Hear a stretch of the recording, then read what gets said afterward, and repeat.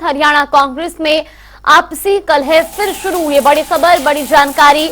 SR के गुट के बाद कैप्टन अजय यादव के अब कड़े तेवर देखने को मिले हैं। कैप्टन को लोकसभा की टिकट कटने का डर। गुरुग्राम में कैंडिडेट आवेदन मांगे जाने से नाराज है। साथ ही आपको बता दें कि गुरुग्राम में जनसंपर्क अभियान भी बंद किया। पार्टी में साइडलाइन करने का आरोप भी लगाया गया। तो रावदान सिंह के खिलाफ उन्होंने मोर्चा खोला है। ये बड़ी खबर, बड़ी जानकारी आपको बता रही, जहां हरियाणा कांग्रेस में एक बार फिर से आपसी कलह देखने को मिली है। तो वहीं इस खबर पर हमारे साथ कांग्रेस प्रवक्ता वेद प्रकाश विद्रोही जी जुड़ गए हैं और साथ ही बीजेपी नेता रमन मलिक जी भी हमारे साथ जुड़ गए। बहुत बहुत स्वागत है आपका जनता टीवी पर। सबसे पहले वेद प्रकाश विद्रोही जी, आपसे प्रश्न करना चाहूंगी। हमेशा कांग्रेस इस बात से नकारती नजर आई है कि कोई भी आपसी कलह नहीं है, लेकिन अब तो कैप्टन अजय यादव साफ तौर पर ये बयान भी देते हुए नजर आ रहे हैं। उनके कड़े तेवर देखने को मिले हैं। जागृति जी, कोई भी नेता अगर ये कहे कि भाई फला लोकसभा क्षेत्र से पार्टी ने टिकटों के आवेदन क्यों मांगे, ये तो विशुद्ध गैर लोकतांत्रिक बात है। टिकट किसको मिले किसको ना मिले ये अलग इशू है, परंतु लोकतंत्र के अंदर हर कार्यकर्ता को टिकट मांगने का अधिकार है। कैप्टन साहब ये कैसे समझते हैं कि भाई चुनाव लड़ने का केवल उन्हीं को अधिकार है, आम कार्यकर्ता को नहीं? तो ये तो बात ही पूर्णतः गलत है। अब वो चुनाव लड़ना चाहते हैं या नहीं लड़ना चाहते, ये उनका अपना निजी मामला है। वो चुनाव लड़ना चाहते हैं तो तैयारी करें और नहीं लड़ना चाहते तो ना करें, परंतु ये इसको कलह नहीं कहा जा सकता। इसको तो आप ये कह सकते हो कि भाई दूसरा नेता टिकट क्यों मांग रहा है, ये उनको बर्दाश्त नहीं।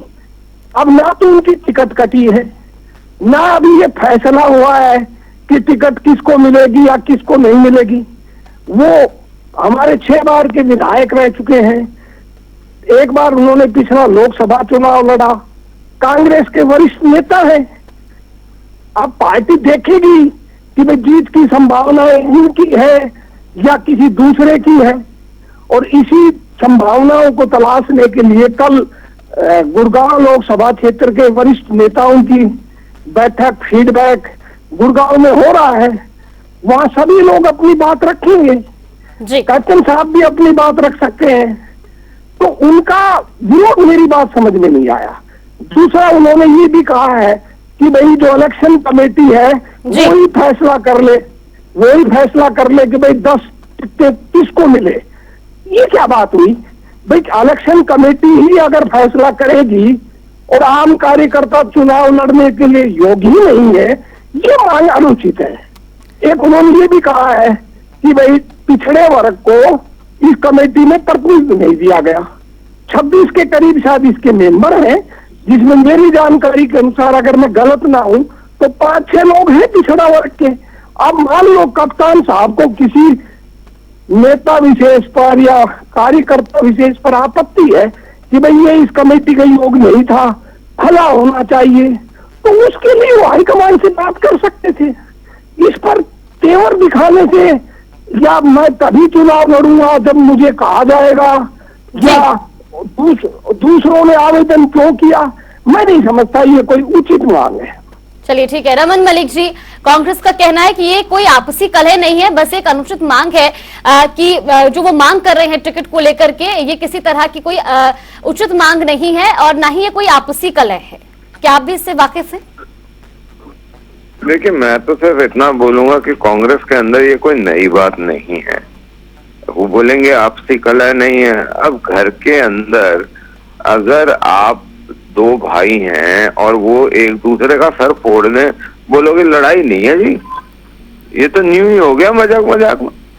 या ये बोले कि जी जैसे इनके बीच में वो एसआर के ग्रुप और हुड्डा ग्रुप है जी, और ये अलग से एक कैप्टन साहब अपना चलाते थे और दूसरे लोग अपना चलाते थे, तो अब वो कहानी तो वही है ना। आज आके तो ढाक के वही 3 बात है, कोई अलग तो हुए नहीं, कहानी तो वही है। तो कहने का अभिप्राय ये भी है कि ये अंतर कलह और कांग्रेस एक दूसरे के साथ ही मरेंगे, ये अलग नहीं होगी। ये तो यही चलती रहेगी, इनकी ये कहानी यही है। मेरा तो मानना इतना है कि अगर इतना ही दमखम समझते हैं कैप्टन साहब कि जी अहीरवाल के अंदर वो हैं और वही रहेंगे, तो वो तो फिर तो उनका झंडा चलना चाहिए। ठीक। और अगर वो ओबीसी मोर्चा कांग्रेस के राष्ट्रीय अध्यक्ष हैं तो फिर हुड्डा साहब को और उनके सारे के सारे ग्रुप को ये कैप्टन साहब को ये समझाना चाहिए कि वो क्या कर रहे हैं और वो क्यों कर रहे हैं। और अगर ये दोनों एक दूसरे के साथ नहीं कर सकते तो फिर क्यों सोनिया गांधी और राहुल गांधी को बिठा रखा है? भेजो वहां से, हटाओ, किसी और को लगाओ। ठीक है। वेद प्रकाश विद्रोही जी, क्या आपको नहीं लगता है कि इससे भारतीय जनता पार्टी को उस बाकायदा उस सीट पर फायदा हो सकता है अगर कांग्रेस की इसी तरीके से आपसी नाराजगी सामने रही तो? क्योंकि उन्होंने जनसंपर्क अभियान भी बंद कर दिया है। जागृति जी, भाई रमन मलिक ने हमारे विषय में कह दिया जी। वो भी गुड़गांव में रहते हैं और गुड़गांव में जो वर्तमान भाजपा के सांसद हैं राव इंद्रजीत सिंह जी, उनकी टिकट कटवाने के लिए उनके विरोध में भाजपा में कितनी फुटबॉल हो रही है वो मेरे ज्यादा जानते हैं। इस टिकटों की लड़ाई हर दल में होती है, हम इसको सहजता से ले रहे हैं और भाजपा के साथ ही हम पर कटाक्ष कर आनंद लेना चाहते हैं। ये उनका अपना मामला, ले भाई आनंद। पर मैं रमन जी, आप मेरी बात को ध्यान से सुन ले, जितनी लड़ाई कांग्रेस के अंदर गुड़गांव लोकसभा टिकट में आप बता रहे हैं उससे कहीं ज्यादा लड़ाई आपकी खुद की पार्टी में है। आपके तीन नेता आमने सामने खड़े हैं, खुलेआम रोल बयान करते हैं। मेरी भी जानकारी पूरी हो जाएगी विद्रोही जी। सर सुन लीजिए, एक मिनट विद्रोही जी, एक सेंटेंस सुन लो विद्रोही जी। मैं तो ये बोल रहा हूँ कि आप कम से कम मेरा ज्ञानवर्धन करके मेरे को ये तो बता दें कि और कौन कौन है इंद्रजीत जी के अलावा जो टिकट मान में लड़ रहे हैं। सर सुनेंगे तो बता दूंगा सर। ठीक है, ठीक है। वेद प्रकाश विद्रोही जी अपनी बात पूरी कीजिए। देखिए सर, भूपेंद्र यादव खुलेआम टिकट मांग रहे हैं, लॉबिंग कर रहे हैं। सुधा यादव खुलेआम बयान दे रही है, अरविंद यादव खुलेआम बयान दे रहा है, राघवेंद्र सिंह, अरविंद रेवाड़ी का, और नरवीर सिंह खुलेआम इंद्रजीत के खिलाफ खड़ा है। अब बिल्कुल नहीं है। अरे सर रोज बयान दे रहे, मैं आपको उनके अखबारों के। चलिए ठीक है। रमन मलिक जी, वेद प्रकाश विद्रोही जी का कहना है कि टिकट की लड़ाई हर दल में है। कुछ नाम उन्होंने आपकी पार्टी के भी गिनवा दिए। अब जिस तरीके से कांग्रेस से नकारती है कि कोई आपसी कलह नहीं है, आप भी नकार रहे हैं कि ऐसा कोई विवाद नहीं है। नहीं, मैं तो एक चीज बता रहा हूँ, अरविंद जी की और राव साहब की क्या बातें हुई ये पिछले चुनाव में सामने आया था। उसके बाद जो भी बात हुई वो सामने है, उसमें कोई पीछे हटने की बात नहीं है। जहाँ तक नरवीर जी का विषय है, नरवीर जी ने बड़े स्पष्ट रूप से बोला है कि जी मैं लोकसभा नहीं विधानसभा लड़ना चाहूंगा। राव साहब से जब पूछा गया इंद्रजीत जी से कि जी आपका विधानसभा के लिए आपके इच्छुक हैं, उन्होंने बड़े स्पष्ट रूप से प्रेस कॉन्फ्रेंस में कहा कि नहीं मैं लोकसभा के लिए इच्छुक हूँ और मैं एक टिकटार्थी हूँ।